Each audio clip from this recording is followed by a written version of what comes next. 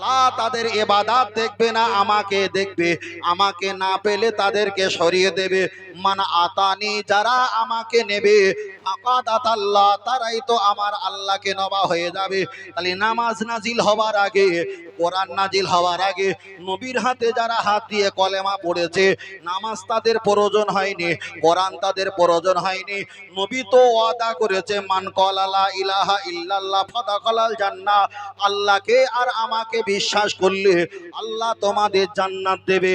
একবারও নবী বলিনি যে নামাজ আর রোজা বিশ্বাস করলে জান্নাত দেবে। এটা নাজিল হওয়ার আগে শুধু বলেছে, আল্লাহকে আর আমি নবী আমাকে বিশ্বাস করলে আল্লাহ তোমাদের জান্নাত দেবে। তাহলে নামাজটা হলো এটা একটা বড় নিয়ামত, রোজা হলো একটা নিয়ামত, কিন্তু জান্নাতের মূল সূচনা আর ফিঙ্গারপ্রিন্ট হলো আমার নবী মুহাম্মদ সাল্লাল্লাহু আলাইহি ওয়াসাল্লাম। ওই জন্য আল্লাহর কোরআনে জানিয়েছে, আমাকে ভালো ইত্তেবা মহব্বত রাজি করতে গেলে ফাত্তাবিউনি ইহবুকুমুল্লাহ, আমার হাবিবকে রাজি মহব্বত করলে আমি রাজি হয়ে যাব। ওয়াগফির লাকুম যুনুবাকুম, তোমাদের যত গুনাহ রাশি পাপ আছে, আল্লাহু গফুরুর রহিম, আমার রহমান রহিম গফুরের নামের খাতিরে আমার হাবিবের মহব্বত করার কারণে আমি আল্লাহ মাফ করে দেব।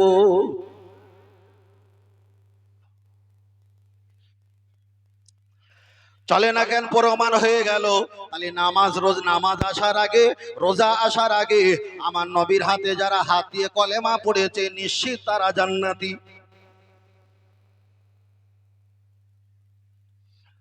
ও বাপজিরা, চলেন একটাবার আগিয়ে যাওয়া যাক। লক্ষ্য করে দেখা যায়, আমি আপনার কাছে বোঝাতে চেয়েছি, লা ইলাহা একটা অপশন, ইল্লাল্লাহ দুটো অপশন, মুহাম্মাদুর রাসূলুল্লাহ হলো তিনটি অপশন।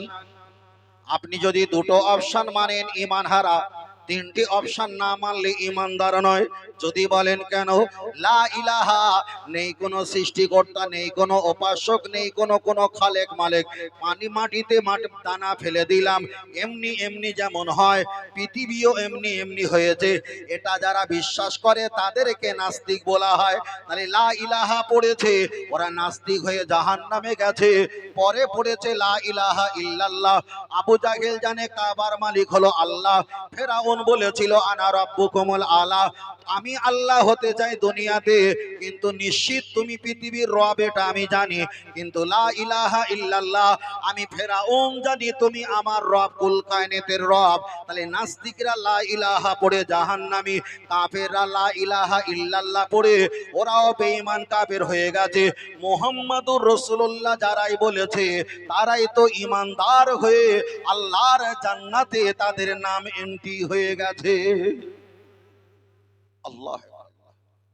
তাহলে লা ইলাহা একটা অপশন, ওটা নাস্তিকরা বলে। ইল্লাল্লাহ, আল্লাহ ছাড়া কেউ নেই, এটা বেঈমানরাও স্বীকার করেছে। যেরকম ইবলিস আজাজেল তিনি বলেছিলেন আপনি আমার রব, কিন্তু মুহাম্মাদুর রাসূলুল্লাহ আদম সফিউল্লাহ তাকে কি মান্যতা দেয়নি? তাহলে আল্লাহ মানা মানে সুফলে আসেনি। আমার কথা বুঝতে পারছেন ভাই? খুব আস্তে আস্তে করে বোঝেন আর মুখস্থ করে নেন। কোনো সমস্যা হলে আমাকে কমেন্ট করবেন, আমি মোটেই রাগ গোসা করবো না, কেন আমার রাগ গোসা যা ছিল সব কবে পুড়িয়ে দিস। রাগ গোসা কিছু নেই, আপনি বলবেন, বলতে না পারলে দুদিন পরে বলবো যে ভাই ওই উত্তরটাই হবে, তবে রাগ গোসা করার কোনো জায়গা নেই। তার কারণ হলো, রাগ গোসা যত করবে তত আপনার এলেম আর জ্ঞান গুণ আস্তে আস্তে অচিরে পুড়ে ছাই হয়ে যাবে। যত সরলতা থাকবে তত আল্লাহ নূর জ্ঞান আপনার ভিতরে দান করবে। চলে না, একটু আওয়াজ না দিলে আমি কথা বলতে পারছি না, কষ্ট, এক জায়গা থেকে এসেছি তো আরেক জায়গা তো। আল্লাহ আকবার, আল্লাহ। চলেন আগিয়ে যাই। আপনাদের অসুবিধা হচ্ছে বাবু? ভালো লাগছে না কেন? নবীর প্রশংসা হবে, আল্লাহর প্রশংসা হবে, পীরলির প্রশংসা হবে, এছাড়া কোনো রাস্তা আছে? অনেক কথা বলবো এখন, অনেক কথা শুনতে হবে। আল্লাহ। চলেন আমি আপনাকে বলছিলাম, তাহলে কলেমা শরীফের কথা বলছিলাম, নামাজ আর রোজার কথা বলছিলাম, এটা মানলে জান্নাত। তাহলে এখানে প্রমাণ হয়ে গেল নামাজ আর রোজার বিনিময়ে জান্নাত নয়, জান্নাত ছিল লা ইলাহা ইল্লাল্লাহ, তারপরে ছিল মুহাম্মাদুর রাসূলুল্লাহ।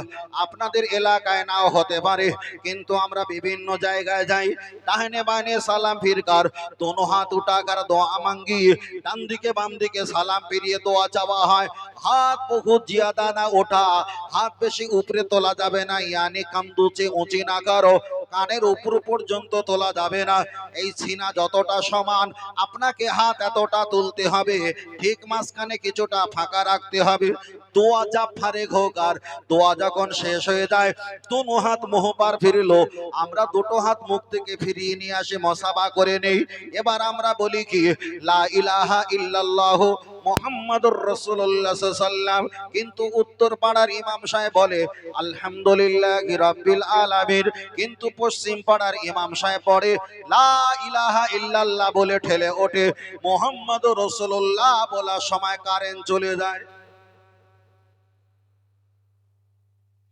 আমি শুধু আপনাকে বলছিলাম, তাহলে আপনি কারেন্ট যখন মোহাম্মদুর রাসূলুল্লাহ বলার সময় কারেন্ট চলে গেছে, চলেন এনাকে নিটল ডিটেক্টর মেশিন দিয়ে চেক আপ করা যাক। যেমন প্লেনে ফ্লাইটে উঠতে গেলে চেক আপ করে মলে, ওই মেশিন দিয়ে চেক আপ করা যাক আসলে ইনি ইমানদার না মুনাফিক। চলেন আমি আপনার কাছে ছোট ছোট হাদিস পড়ছি। আল্লাহ নবীকে জিজ্ঞাসা করি, ইয়া রাসূলুল্লাহ সবচেয়ে বড় ইবাদত কোনটি? নবী বললেন আফদালুল ইবাদাত ইবাদাতি সালাত, সবচেয়ে বড় ইবাদত হলো নামাজ। হুজুর আপনি নামাজ পড়েন? হ্যাঁ পড়ি। কেন পড়ো? নবী বলছেন সবচেয়ে বড় ইবাদত নামাজ, ওই কারণে আমি 5 ওয়াক্ত নামাজ পড়ি। ভালো ভালো ভালো। আপনি কি কোরআন পড়েন? কেন কোরআন পড়েন? নবী বলেছেন আফদালু তিলাওয়াত তিলাওয়াতুল কোরআন, সবচেয়ে বড় তেলাওয়াত হলো আল্লাহর কোরআন।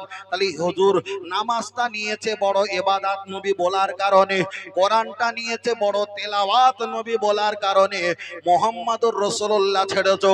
তাহলে যে নবী বড় ইবাদত নামাজের কথা বলেছে, যে নবী বড় তেলাওয়াত কোরআনের কথা বলেছে, সেই নবী বলেছে আফদালু জিকরি জিকরি লা ইলাহা ইল্লাল্লাহ। নামাজ যেমন বড় ইবাদত, কোরআন যেমন বড় তেলাওয়াত, বড় জিকির হলো তোমার নবীর নামে কলেমা।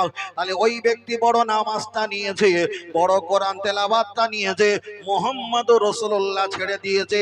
এবার বলেন ওই হুজুরকে কি চুমু খাবে?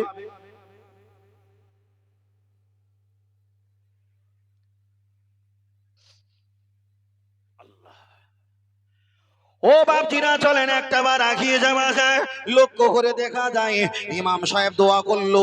ইমাম সাহেব যখন দোয়া করেছেন, ডান দিকে বাম দিকে সালাম ফিরিয়ে দোয়া করছে, আল্লাহ আমার খালাতে বোনের ভাইজের মেজে সম্বন্ধীর চাচতে বোনের মেয়ে একটা ভাতিজা এসেছিল, তার একটা বন্ধুর সেজে বোনের ভাইয়ের মেয়ে হঠাৎ করে স্ট্রোক হয়ে মরে গেছে, আল্লাহ তার রূহ পাকে পৌঁছে দাও। এ হারামখোর 14 গোষ্ঠীর নামে দোয়া করেছে, আর মোনাজাতে শেষে লা ইলাহা ইল্লাল্লাহ বলে ঠেলে উঠেছে। মুহাম্মাদুর রাসূলুল্লাহ বলার সময় কারেন্ট চলে গেছে। এটা কি কোন নবী প্রেমিক মেনে নিতে পারে? তোর কষ্ট হয়নি, তোর মুখে মুখরন্ধ হয়নি, আর এইটা বলার সময় লা ইলাহা ইল্লাল্লাহ। ওসব সমন্দির পিছনে না নামাজ পড়ার চাইতে বাড়ি বসে থাকা ভালো। কথা বুঝতে পেরেছেন ভাই? আমার মুখের ভাষা খুব খারাপ। ওই ইউটিউবাররা যারা আছে তারা জানে যে আমার সঙ্গে কোনো বক্তা হুজুরের খুব ভালো হয় না। তার কারণ আমি ভেড়ার মতো চলি না, আমি সিংহর মতো চলি। সিংহর মতো একবার ঘাড় ঘোরাবো তো 14 গোষ্ঠী ছুট মারবে। চলে ঢাকিয়ে যাই। ও আমার জান যুবকেরা গিয়ে চলে যাওয়া যায়। লক্ষ্য করে দেখা যায় নবী পাকের সম্পর্কে আমি বলছিলাম, আগিয়ে চলে যাও একটাবার। এক সময় ফেরাউনের সম্পর্কে নবী মুসা দেখা যায়। নবী মুসা আলাইহিস সালাম আল্লাহর কাছে বললেন, আল্লাহ আপনি ফেরাউনের ঘরটা জ্বালিয়ে দাও। আমার আল্লাহ বললেন, কেন জ্বালিয়ে দেবো? ওই দেখা যায় ফেরাউন আপনার প্রতি জুলুম করে, আমার প্রতি কষ্ট দেয়। ফেরাউনের বাইতুল ঘরটা আপনি একটাবার জ্বালিয়ে দাও। আমার আল্লাহ বললেন, ও নবী, তোমার কথা শুনে আমি ফেরাউনের ঘরটা জ্বালাতে পারবো না। আল্লাহ, আপনি কেন জ্বালাবেন না, জবাব দাও। আমার আল্লাহ জবাব দিয়ে বললেন, ফেরাউনের ঘরে আপনি কি একটা বার গেছো? আমি যাইনি। ওই ফেরাউনের ঘরে ঢুকতে গিয়ে খিড়কি দরজা আছে, দরজার উপরে বিসমিল্লাহির রহমানির রহিম লেখা আছে। বেসিনজের বিসমিল্লাহ মিল লাম খড়া জাবাল্লাহ হেরাজের হির রহে যাবার রবিম খড়া যাবার মা নুন রজনী রজাবার হেয়াজের হি बिस्मिल्लाहिर रहमानिर रहीम। अल्लाह के नाम से शुरू करता हो जो बड़ा मेहरबान निहात रहम वाला है। তাহলে ফেরাউনের ঘরে বিসমিল্লাহির রহমানির রহিম লিখে দিয়েছে, উনি নিজে নিজে লিখেছে। ফেরাউন জানে আমি যাই করি তাই করি, আল্লাহর নাম যদি আমার ঘরে একটা বার লিখে দেই, আল্লাহ আমার গজব দিতে পারে, কিন্তু আমার ঘরে গজব দেবে না, দেবে না। তাহলে একজন ফেরাউন নিকৃষ্ট কাফের, তার বিশ্বাস আছে আল্লাহর নাম, দয়ার নাম যদি ঘরে লিখে দেওয়া হয়, আমাকে ক্ষতি করতে পারে বাইরে গেলে, কিন্তু আমার ঘর ক্ষতি করবে না। কিন্তু এই আল্লাহর বান্দা তো চিন্তা করা দরকার, আল্লাহ মানলে নবী মানা নয়, নবী মানলে আল্লাহ মানা যখন হয়, তাহলে লা ইলাহা ইল্লাল্লাহ বলেছো, মুহাম্মাদুর রাসূলুল্লাহ বলনি, নিঃসন্দেহে আল্লাহ মানলে নবী মানা নয়। নবী মানলে যদি আল্লাহ মানা হয়, আল্লাহর নাম বলা সত্ত্বেও আমার আল্লাহ তোমার বাপ নবী আদমের দোয়া যেমন কবুল করিনি, তোমার মতো হুজুরের দোয়াও আল্লাহ কবুল করবে। কিতাবটার নাম হলো মিলাদে মুস্তাফা, দাম হলো 75 টাকা। দাদা পীর বলেছেন, বশিরার আল্লামা হুজুর লিখেছেন, নবী আদম আলাইহিস সালাম 350, কে বলেছে 360 বছর ধরে ফারাফা ইয়াদাই, হাত তুলে কেঁদেছেন, দোয়া কবুল হয়নি। কেন হয়নি? বেরহমাতিকা ইয়া আরহামার রাহিমিন, আল্লাহ হামকো পর মাদদ ফরমা দিজি, আমার প্রতি রহমত দাও। আল্লাহ বলছে তুই কত পারিস রহমতের পানি খা, খেয়ে পেট মোটা কর। কাজ হয়নি, সেজদা দিয়ে বললেন আলহামদুলিল্লাহ। আল্লাহ বলেছেন কত পারিস সেজদা দে, কাজ হবে না। নবী আদম আলাইহিস সালাম আমার নবীর নাম যখন নিয়েছে, আল্লাহ ক্ষমা করেছে। তাহলে আমাদের বাপ হলো নবী আদম, মা হাওয়া আমাদের বাপ মা। বাপ মা যদি 350 বছর যদি কচু পড়া হয়, লা ইলাহা ইল্লাল্লাহ বলে মুহাম্মদুর রাসূলুল্লাহ নামের বরকতে যদি আল্লাহ ক্ষমা চায়, তা পিছনের বাপের ইতিহাস 71-এর দলিলটা খুলে দেখ, বাপ কি কারণে মুক্তি পেয়েছে। তাহলে আমাদের উচিত ছিল তো, বাপ যেভাবে মুক্তি হয়েছে, আমাদের সেই এসআরের নামটা লোবাতো মুখে নাকি। আমার কথা বুঝতে পারছেন? আপনারা যদি কিছু বলে দিতেন আমি সেইভাবে বলতাম। আর আমি কি বলছি, কারো হয়তো পাতে 2 পিস আলো বেশি পড়েছে, কারো হয়তো হাড় পড়েছে, তবে 1-2 পিস পড়বে, একেবারে খালি পেট যাবে না। আগিয়ে যাও। চলেন, আমি আপনাকে বলছিলাম, বলতে বলতে বিষয়টা অনেক লম্বা করে ফেলেছি, চলেন এবার একটু পিছিয়ে যাই। তাহলে উদ্দেশ্য ছিল পরকালে জান্নাত পাবো নেকি দিয়ে না মহব্বত দিয়ে, বিষয়টা এখন পরিষ্কার করা হয়নি। আমরা একটা যুক্তি দলিল পেয়েছিলাম, আমরা মহব্বতের কারণে জান্নাত পাবো, কথাটা ঠিক। কিন্তু এবার আমি আপনার কাছে ব্যাখ্যা করে বলি, জান্নাত নিশ্চিত আমরা ইনশাআল্লাহ পাবো, পাবো, পাবো, পাবো। তার কারণ হলো আমরা নেকির পিছনে ছুটবো না, আমরা ছুটবো নবীর মহব্বতের কারণে, আমরা ছুটবো নবীর মহব্বতের পিছনে। আল্লাহ আমাদের নেকি দেবে। যদি বলেন প্রমাণ দাও, আপনি মুখে দাঁড়িয়ে রেখেছেন নবীর মহব্বতে আল্লাহ অ্যাকাউন্টে নেকি দিচ্ছে, নবীর মহব্বতে মাথা টুপি দিয়েছেন, আল্লাহ অ্যাকাউন্টে নেকি দান করছে, নবীর মহব্বতে সালাম দিয়েছেন, আল্লাহ অ্যাকাউন্টে নেকি দান করছে। তাহলে নেকির পিছনে ছোটা বোকামো কাজ, নবীর মহব্বতের পিছনে ছুটলে আল্লাহ অটোমেটিক্যাল নবীর খাতিরে আল্লাহ নেকি দান করে দেবে। তাহলে আমরা যে মহব্বত মহব্বত বলি, প্রমাণ মিলছে তো বাবু? প্রমাণ মিলছে, প্রমাণ মিলছে। আল্লাহ আমাদের আর একটু বোঝার তৌফিক দান, বলেন আমি আরেকটু জোরে বলেন আল্লাহ। চলেন আমি আপনার কাছে আর একটা অপশন বলি। তাহলে বলছিলাম জান্নাত সম্পর্কে, এর বিষয়ে আমি আর একটা অপশন ছেড়ে এসেছি। এবার একটা বার বলবেন, আমাদের সমাজে অনেকরা বক্তব্য দেয়, আর যে বক্তব্য দেয় আল্লাহ তার প্রতি আবার গজব ফেলেছে। বলতে চাই না, তবু একটু হালকা করে না বললে মনের কর্কশী রাগ কিন্তু নিস্তব্ধ হয় না। কখনো হয় আজান গাছি, আবার কখনো হয় প্রেম ভাজা, আবার কখনো হয় গাঁওমারি, আবার কখনো হয় হাতিয়াড়া, আবার কখনো হয় নেড়া ফকির, আবার কখনো হয় বাউল ফকির, আবার কখনো হয় তবলিগি, আবার কখনো হয় বেরেলি, আবার কখনো হয় আহলে হাদিস, আবার কখনো হুজুরের কাছে গিয়ে কথা বলেন। এই সব মালেরা আগে যা বক্তব্য করেছে মানুষের তো সব ইমান আমল শেষ করে ফেলেছে। আল্লাহু আকবার। বক্তব্য করা সহজ, কিন্তু সামনে একটা প্রোডাকশন রেখে দিয়ে ওয়াজ করা খুব কঠিন। ও প্রোডাকশনের কতবার আমি বসিয়ে বসিয়ে রেখেছি, বলি পারলে ঠেকা, তবে আমার যখন ঠেকাবে তুই উঠলি ফের আমিও বসবো। কথা বলেন না, তুমি একতরফা নেবে হবে না, দুতরফা নিতে হবে, তাহলে জনগণ বুঝতে পারবে। খুব বলছি, টেন্ডার নিতে হবে। ও আমার বাতিনা, চলে না গিয়ে যাবা যায়। আমি আপনার কাছে বলছিলাম, দুনিয়াতে যারা পীর মাশায়েখ বিদায় নিয়ে চলে গেছে, নবী আম্বিয়ারা যারা বিদায় নিয়ে চলে গেছে, পীর মাশায়েখ চলে যাবার পর, নবী আম্বিয়া রাসূলরা চলে যাবার পর, ওরা কবরে চলে যাবার পর আমাদের উপকার করতে পারে না, পারে না। আপনাকে তো প্রমাণ দেবে, দুনিয়ার কোন নবী রাসূলরা দুনিয়া থেকে কবরে চলে গেছে, আপনার উপকার করতে পারবে না, পীর ওলিরা উপকার করতে পারবে না। আবার আপনাকে বলবে হাসরের ময়দানে উপকার করতে পারবে না। এবার আপনি মনে করবেন তাহলে আমাদের লাভ কি হবে? চলেন আমি আপনার কাছে অনেক কটা প্রমাণ দেবো, অবকাশ নেই, বিষয়টার দিকে এগিয়ে যাবার জন্য একটাই প্রমাণ দেই। দুনিয়াতে নবীরা আমাদের উপকার করেছে, দুনিয়াতে পীর মাশায়েখরা আমাদের উপকার করেছে, চলে যাবার পরেও আমাদের উপকার করে করে করে। তার একটা পীরের ওসিলা আমি আপনার কাছে দিই। যারা হজ পাকে চলে যায়, আল্লাহর কাবা বাইতুল্লাহ শরীফে কোরআন বিবরণ দিয়েছে, ইন্না সাফা আল মারওয়াতা মিন শাইরিল্লাহ, ওই সাফা মারওয়া পাহাড় আল্লাহ কিয়ামতের দিন নেকি বদি ওজন করার জন্য মিজান পাল্লা বানাবে। ওই সাফা মারওয়া পাহাড় পৃথিবীর লক্ষ লক্ষ ব্যক্তিরা, ধনী ধনাঢ্য অসহায় দুর্বল আক্রান্ত প্রতিটা ব্যক্তিরা সাফওয়া পাহাড় মারওয়া পাহাড় দৌড়া দৌড়ি করে। ওই সাফওয়া মারওয়া পাহাড়টা দৌড়া দৌড়ি প্রথম যিনি করেছিলেন, তিনি কোনো নবী নয়, তিনি কোনো রাসূল নয়, তিনি কোনো আম্বিয়া নয়, তিনি দৌড়া দৌড়ি করেছিলেন। সেটা ছিল আম্মা জানমা হাজরা আলাইহিস সালাম।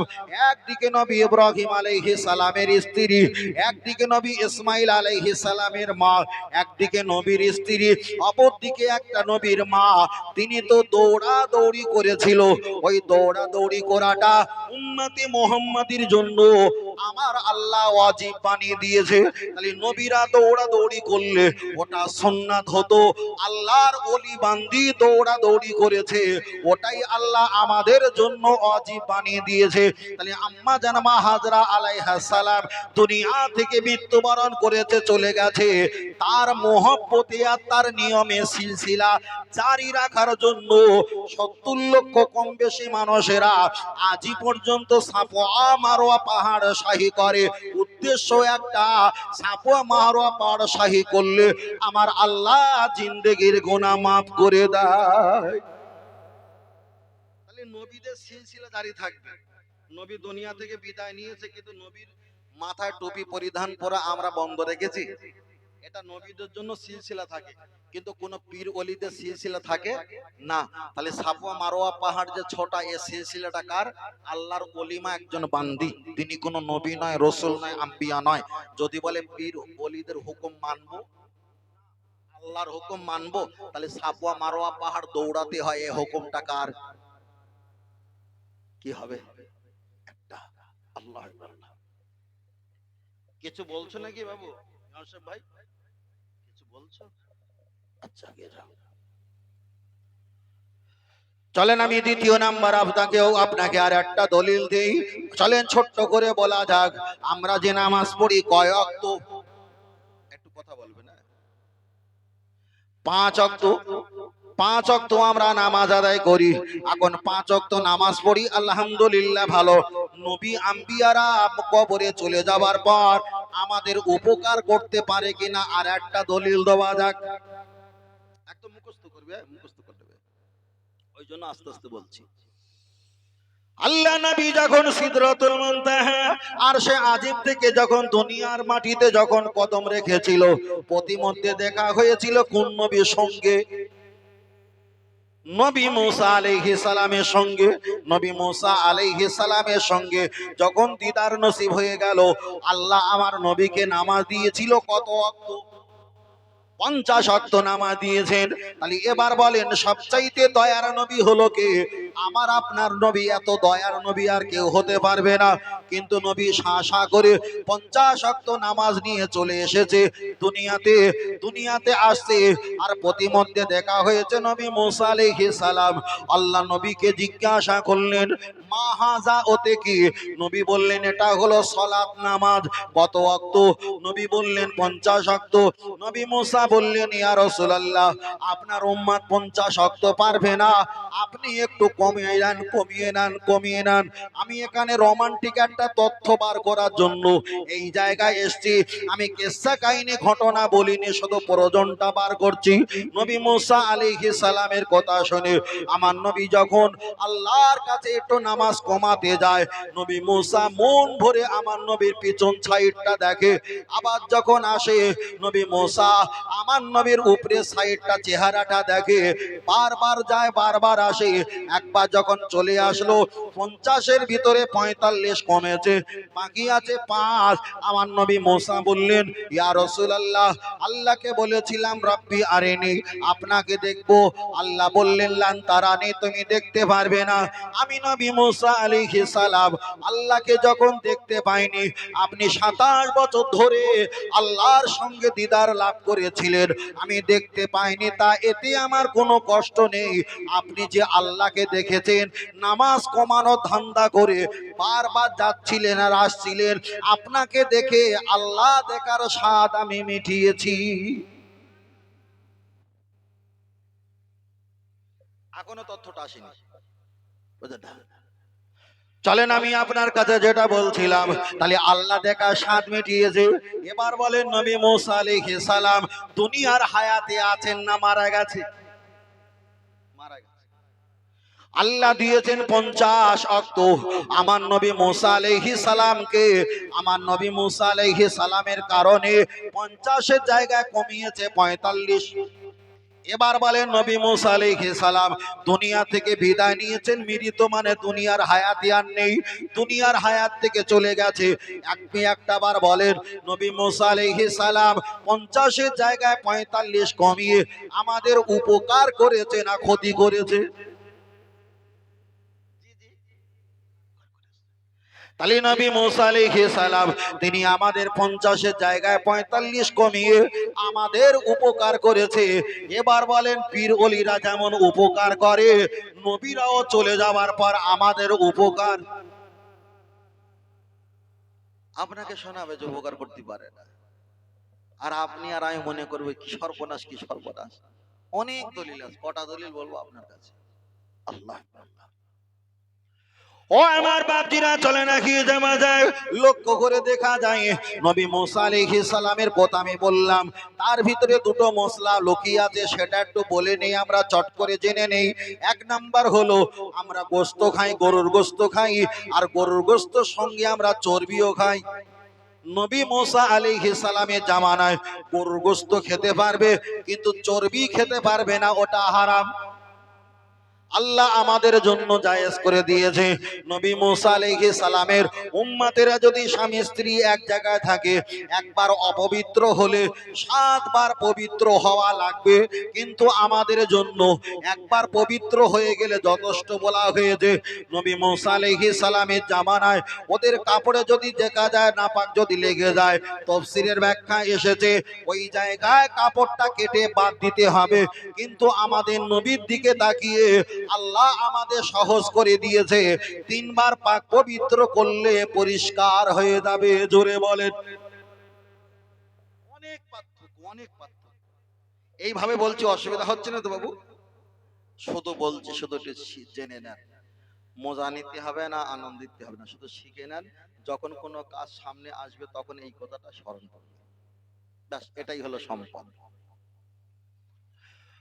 ও বাপজিরা চলেন আমি আপনাকে বলছি, তাহলে নবী মুসা আলাইহিস সালামের কথা বলতে বলতে অনেকটা লম্বা হয়ে গেছে, ওখানে আমি ছেড়ে দিলাম মহব্বতের বিনিময় আল্লাহ পাকে জান্নাত পাওয়া যাবে কিনা এই বিষয়টা আমি আপনার কাছে বলতে বলতে এতটা ব্যাখ্যা আপনার কাছে বলেছি, তাহলে প্রমাণ হয়ে গেল নামাজের আগে কোরআনের আগে আমার নবী এসেছে। নবীর হাতে হাত দিয়ে যারা কলেমা পড়েছে নিঃসন্দেহে তারা জান্নাতের সুসংবাদ প্রাপ্তি হয়েছে। আল্লাহ নবী হাদিস শরীফে বললেন আসহাবী কান নুজুম, আমার সাহাবীরা হলো নক্ষত্র তুল্য।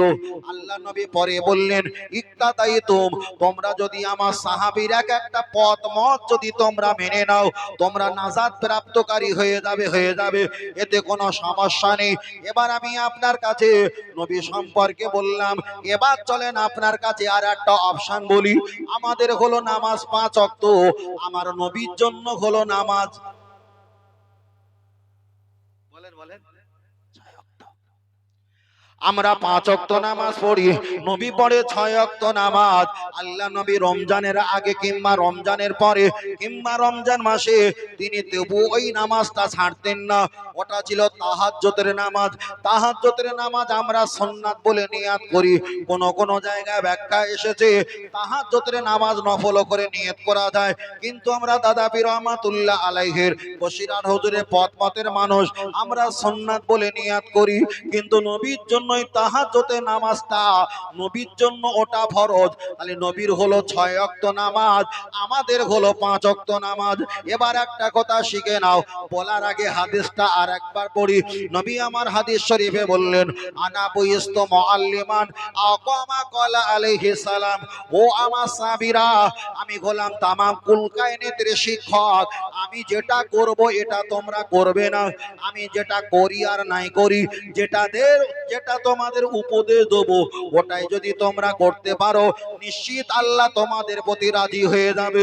যদি বলেন কেন, আজ স্কুলের মাস্টার একটা পোশাক পরতে পারে আর ছাত্ররা ইউনিফর্ম এক রঙের পোশাক পরবে, শিক্ষক নাও পরলে যায় আসে না। তাহলে শিক্ষক যে কালার পরতে বলবে ওই কালারটা আপনাকে মান্যতা দিয়ে পড়তে হবে, আর সেখানে শিক্ষক পড়ুক আর নাই পড়ুক ওটা চোখ তুলে তাকানোর অধিকার আপনার নেই। তাহলে নবী যখন 6 ওয়াক্ত নামাজ পড়ে আমাদের 5 ওয়াক্ত পড়ে, নবী যেটা আমাদের পড়তে বলেছে এটাই আমাদের করা জরুরি। নবী 6 ওয়াক্ত পড়ে ওটা পড়বো কিনা ওটা চোখ তুলে তাকানোর অধিকার আমার আপনার নেই, ওটা নবীদের জন্য আল্লাহ খাস করেছেন, বলুন সুবহানাল্লাহ।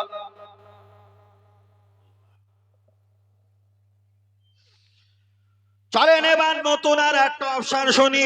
কেউ যদি চায়, আমি বুখারী শরীফ থেকে হাদিসটা নোট করে নিয়ে এসেছিলাম, আমার কাছে হাদিসটা নোট করা আছে, আপনার কাছে আমি আর একটা বলবো।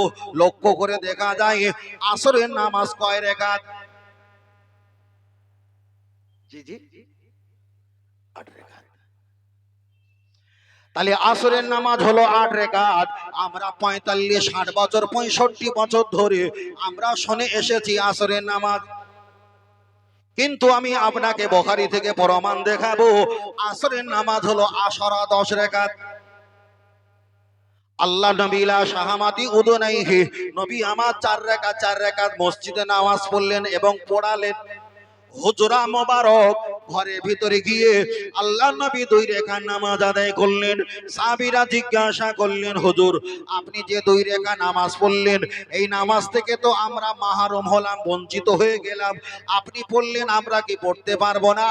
নবী বললেন ও সাহাবীরা আমি মসজিদে এই কারণে পড়িনি আল্লাহ যাতে ফরজ করে না দেয় আমি তোমাদের আড়ালে গোপনে গোপনে পড়ার চেষ্টা করি, এটা নবীদের জন্য খাস, এটা তোমাদের জন্য নয়। তাহলে নবী আমাদের 8 রাকাত পড়তে বলেছে, একটা হলো সুন্নাতে গায়ের মুআক্কিদা, একটা হলো ফরজ, ওটা নবী আমাদের পড়তে বলেছে।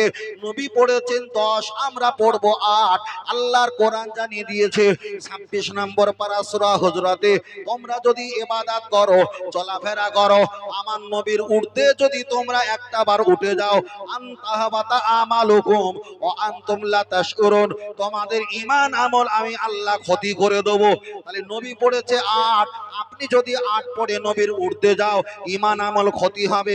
নবী পড়েছে 6 ওয়াক্ত, আপনি যদি 6 ওয়াক্ত পড়েন ঈমান আমল ক্ষতি হবে। তাহলে নবী যেটা করেছেন ওটা আমাদের দলিল নয়, নবী যেটা করতে বলেছেন ওটাই হলো আমাদের শরিয়াত। জোরে বলেন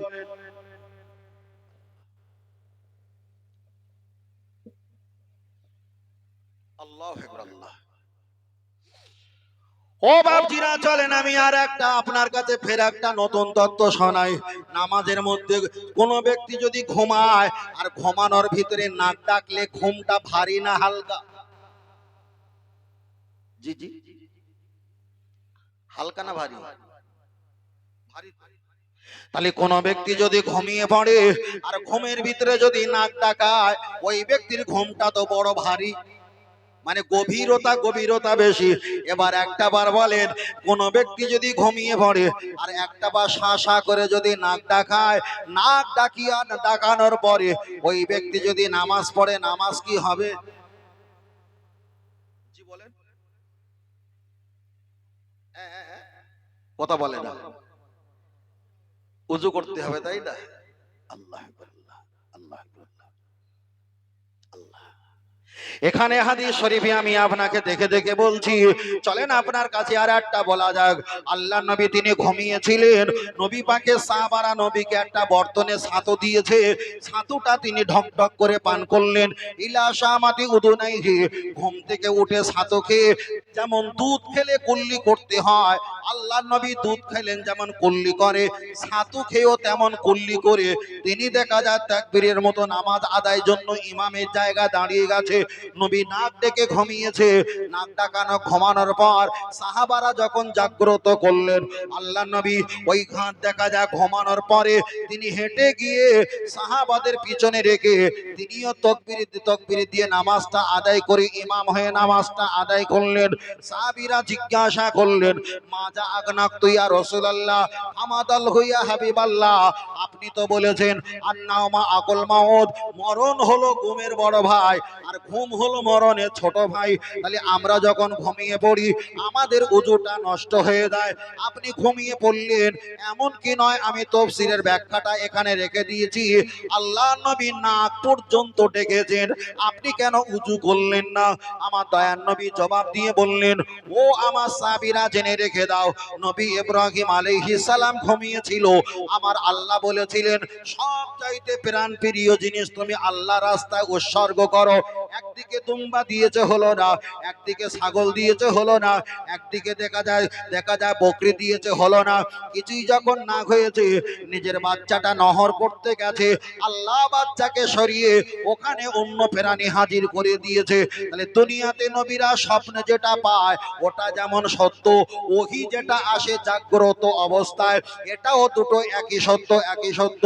ও সাহাবীরা, তোমরা ঘুমালে তোমাদের দিল ঘুমায়, চোখ ঘুমায়, কিন্তু আমি নবী মুহাম্মদ সাল্লাল্লাহু আলাইহি ওয়াসাল্লাম, আমি ঘুমালে আমার চোখ ঘুমায় কিন্তু আমার দিল ঘুমায় না। তোমরা ঘুমালে উজু কাটে, আমি নবী ঘুমালে আমার উজু কাটে না। কেন? আমি নবী মুহাম্মদ সাল্লাল্লাহু আলাইহি ওয়াসাল্লাম, আমি মুহাম্মাদের মতো। জোরে বলেন, আর একটু জোরে হবে না? তাহলে আমার নবী কার মতো? বলছে আমি আমার মতো, আর আমরা বলি নবী আমাদের।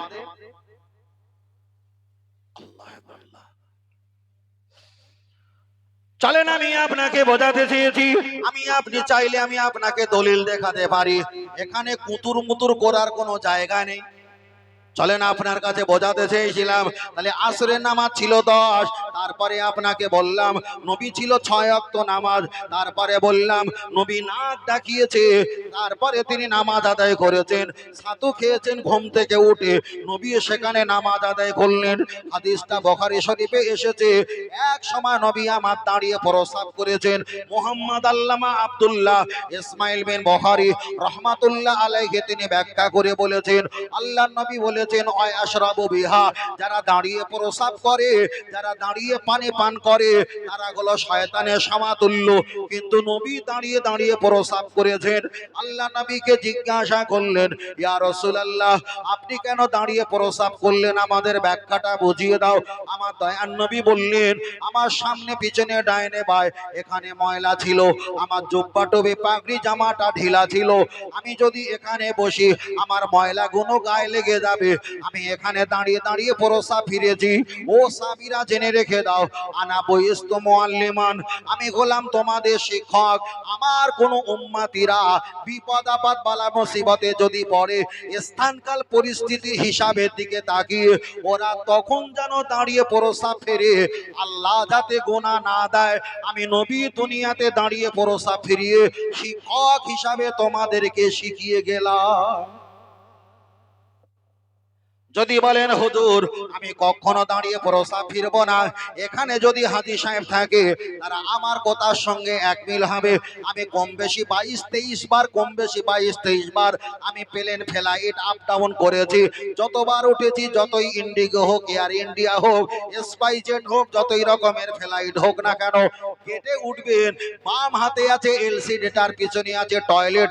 আপনি ওখানে বসতে পারবেন না, ওখানে আপনাকে দাঁড়িয়ে প্রস্রাব করতে হয়।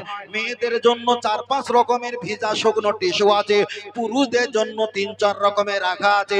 আপনি যদি বলেন দাঁড়িয়ে প্রস্রাব করা এটা হারাম, তাহলে আপনি যদি ফ্লাইটে দাঁড়িয়ে প্রস্রাব না করে বসে প্রস্রাব করলে প্লেনটা দুর্ঘটনা হওয়া সম্ভব, ওটা ক্ষতি হতে পারে। তাই রাসূল 1500 বছর আগে পরিস্থিতির কারণে দাঁড়িয়ে প্রস্রাব ফেরা এটাই আমাদের শিক্ষা দিয়েছে। যদি বলেন হুজুর আপনি তো উপরের ফতোয়া বলেছেন, একটু নিচের ফতোয়া বলেন। উপরে ফতোয়া, নিচের ফতোয়া বলি। ভাই কষ্ট হচ্ছে নাকি? ভাই কষ্ট যদি হয় হুজুরকে ডেকে নিয়ে আসেন। ও 3:10 হয়ে গেছে। আলহামদুলিল্লাহ। জি জি, আর শুনতে পাচ্ছেন ভাই? ও কি বলবো ভাই, কিছু করার মানিয়ে নেন, হয়ে গেছে। হয়তো আপনারা একটু অলসতা পাবে এই সময়, ঘুম তো, তবু আমি অলসতা করছি না, চেষ্টা করছি আপনাদেরকে দেওয়ার জন্য, বুঝলেন না, দেওয়ার জন্য। আল্লাহ আমাদের কবুল করেন, বলুন আমিন। আরেকটু জোরে বলেন আল্লাহুম্মা। আরে কেউ না শুনেন, আপনারা আছেন তো, ইউটিউবাররা তো ওয়াজ শুনছে নাকি? হ্যাঁ, ওরা সবচাইতে বেশি ওয়াজ শোনে।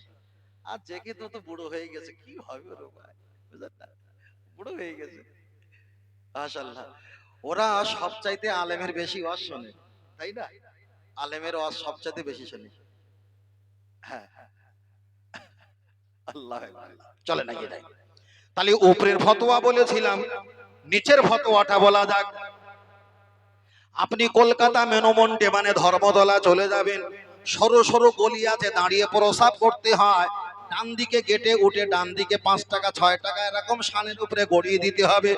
তারপরে বাম দিকে দাঁড়িয়ে প্রস্রাব ফেরার টয়লেট আছে। আপনি ওখানে সরু জায়গা, আপনি যদি সামানপত্র নিয়ে যাও ঢুকবে না, সিগন্যাল দেবে। আপনি যদি পিছনে মালমাত্রা ব্যাগগুলো রেখে, ব্যাগগুলো সামানপত্র রেখে আপনি যদি ওখানে প্রস্রাব ফেরেন, প্রস্রাব করেন, তাহলে পাপ দেখা যায়। আর নদিয়ায় আখ বিখ্যাত, দার্জিলিং এ চা বিখ্যাত, বর্তমানে ধান বিখ্যাত, আর আমাদের কলকাতায় পকেট মার। তাহলে পকেট মার বিখ্যাত, সব নিয়ে চলে যাবে। ঠিক ওই ব্যাগের পাশে একটা ঝর্ণা আছে, ঝর্ণা আছে 8-10 জনের প্রস্রাব একটা ঝর্ণা দিয়ে যায়, মানে পানিটা গতি বেগে যায়। আপনি মনে করবেন এই জায়গায় আমি প্রস্রাব ফিরবো, কিন্তু ইমাম মেশকাত রহমাতুল্লাহ মেশকাতের হাদিসটা এনেছে, প্রবাহিত নালা যেখানে পানি যায় ওখানে মলত্যাগ প্রস্রাব করা হারাম। প্রবাহিত নালা পানি যেখানে যায় ওই পানিটা অনেক মানুষের জীবিকা নির্ভর হবে। আপনি ওখানে প্রস্রাব পায়খানা করতে পারবেন না, ওটা হারাম। তাহলে ওখানে আপনি দেখা যায় প্রস্রাব করতে পারবেন না, তাহলে প্রমাণ কি হবে? সামানপত্র নিয়ে আপনাকে দাঁড়িয়ে দাঁড়িয়ে প্রস্রাব করতে হবে। ছেলেদের তো হাতে মোবাইল, পিছনে 3-4টে ক্যামেরা, সামনে আবার ক্যামেরা, ফ্যাসাং করে ফটো তুলে ফেসবুকে দিয়ে বলবে হুজুররা বলে বসে বসে প্রসাব ফিরো, আর সেই হুজুর এখানে দাঁড়িয়ে প্রসাব করছে। মূর্খ সমাজ জানবে না, বুঝবে না। হুজুরের নামে সমালোচনা করতে গিয়ে, এক হাত সেলাই করতে গিয়ে নিজের পাঁচা ছিঁড়ে ফেলবে, ঠিক না বেঠিক?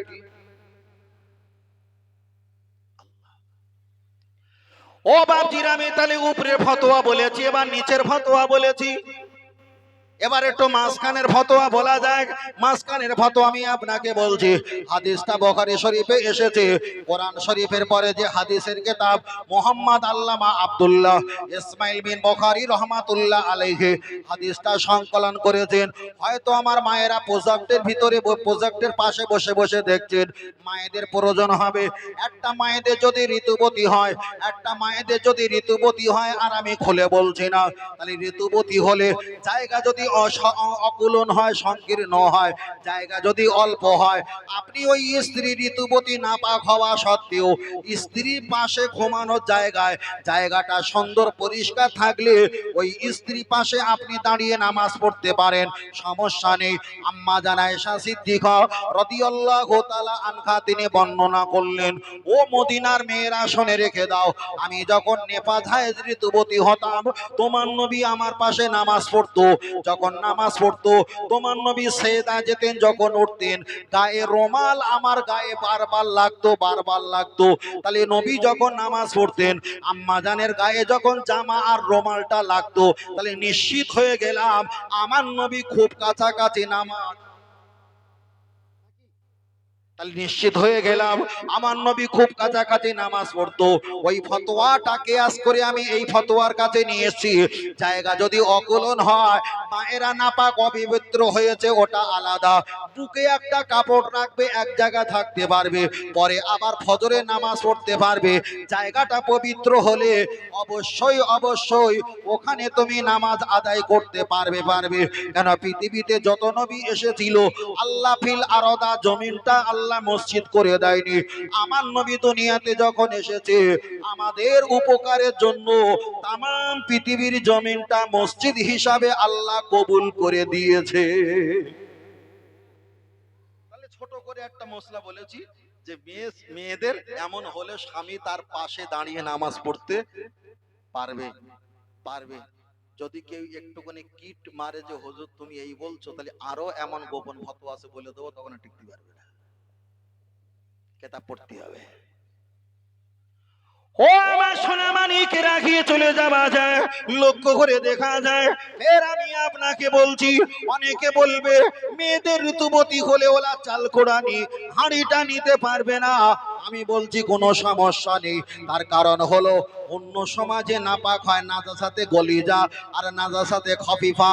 একটা হলো ছোট নাপাক, একটা হলো বড় নাপাক। ওই ছোট নাপাক হলে হাত দেওয়া যায়, বড় নাপাক হলে হাত দেওয়া যায় না। যার বিনিময়ে গোসলটা ফরজ হয়। কিন্তু মায়েদের যেটা ঋতুবতী হয়, এটা কোনো ব্যক্তির নিজস্ব আইডিয়ার নয়, এটাই হলো মহান আল্লাহ পাকের পক্ষ থেকে হয়। আল্লাহ পাকের পক্ষ। নামাজ পড়তে পারবে না, রোজা রাখতে পারবে না, কোরআন শরীফে হাত দিতে পারবে না। আল্লাহর কোরআন যদি মুখস্থ থাকে,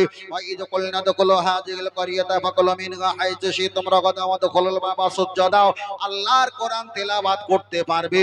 কিন্তু কোরআনে এসেছে লা ইয়ামাসসুহু ইল্লাল মুতাহহারুন, নাপাক অবস্থায়, অপবিত্র অবস্থায় স্পষ্ট করতে পারবে না। তবে মুখস্থ থাকলে মুখস্থ পড়তে পারবেই পারবে। জোরে জোরে বলেন।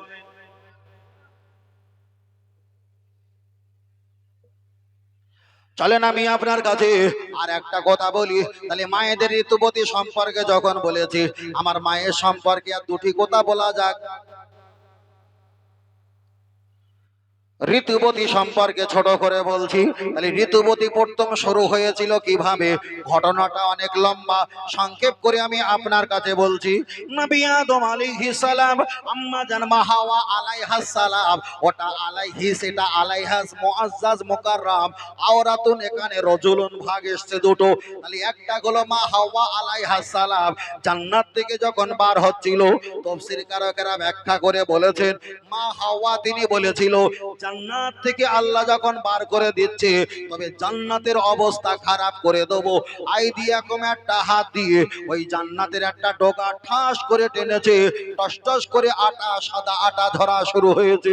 আমার আল্লাহ জিজ্ঞাসা করলেন, নবী আদম, মা হাজা, ওটা কি? আল্লাহ, ভুল হয়ে গেছে, আমার স্ত্রী ভুল করেছে, আপনি ক্ষমা করে দাও।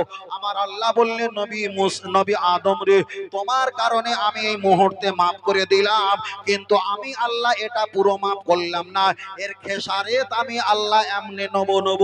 তাফসীর কারকেরা ব্যাখ্যা করে বলেছে, মা হাওয়া আলাইহা সালাম জান্নাত থেকে যখন বার হচ্ছিল, হাত দিয়ে বিনা কারণে জান্নাতের একটা ডগা যেমন ছেড়ে দিয়েছে, আটা ঝরঝর করে পড়েছে। আমার আল্লাহ ওই পেরাশিত উসুল করে নেওয়ার জন্য বিনা কারণে মাসে মাসে রক্ত ঝরায়। চলেন, ভুল আমায় বুঝবেন না, ব্যাখ্যাটা অনেক গভীর, এখানে বলার আমার পরিবেশ নেই, আমি হারিয়ে ফেলেছি। তবে আপনার কাছে বোঝাতে চেয়েছি, ওটাই দেখে আল্লাহর কোন পুরুষ বান্দা যাতে বিদ্রুপ আর ক্ষতি করতে না পারে, আর অহংকার করতে যাতে না পারে, আল্লাহ সে তালা চাবি আমাদের মেরে দিয়েছে। মায়েরা যখন 10 দিন, দেখা যায় 10 দিন, 10 মাস, 9 মাস, 8 মাস মায়েদের গর্ভে যখন থাকে, তখন ওদের মেন ঋতুবতী আল্লাহ বন্ধ করে দেয়, ওই নাড়িটা ঘুরিয়ে আমাদের নারীর সঙ্গে ফিট করে দেয়। ওই যত ময়লা রক্ত সব আল্লাহ আমাদের দিয়ে ভক্ষণ করায়, যাতে করে এই বান্দা পার হয়ে ওদের প্রতি আঙুল না তুলতে পারে। কথা বুঝতে পেরেছেন? চলেন, আমি আপনার কাছে চাইলে আরো গভীর তরঙ্গে যেতে পারি, পরিবেশটা নেই, সংক্ষেপ করে ছোট ছোট করে আপনার কাছে বলছি।